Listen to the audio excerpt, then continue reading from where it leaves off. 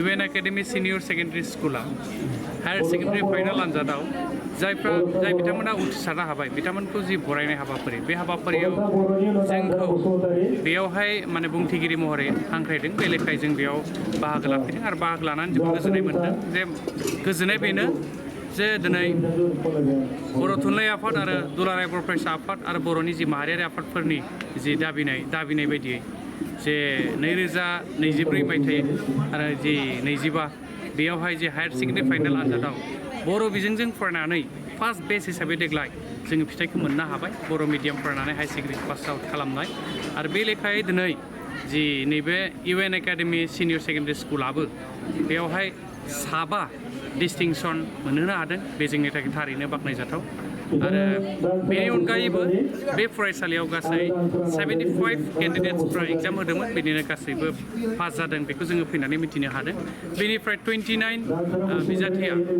माने first division मोननो हादों बे जोंनि थाखाय ओनसोलनि थाखाय मोजां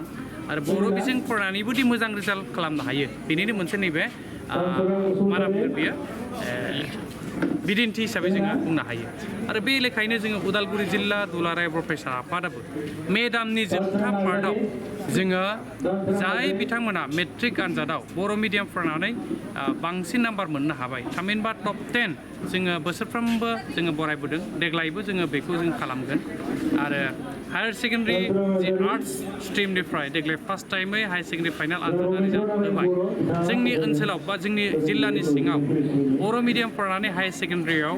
जाय बिथांमोना टप 3 फार्स्ट सेकेन्ड थार्ड मासे आवगायनो हाबाय जिल्लानि मादाव बिथांमोनखौबो जोङो दिनै बरायनो थाखाय रेडि साखाफारा जादों आरो फैगौ जोङो मे दाननि जोबथा उइकआव जोङो बेखौ लानाय जागोन बेखौ दिनै बिथांमोननि नैबे जे पर्टेल निउसनि गेजेरजों जोङो फोरमायदों आरो बेखायनो जों खावलायगोन जे बिजोङा जेबो फेक्टर नङा जेबो बादा नङा जोङो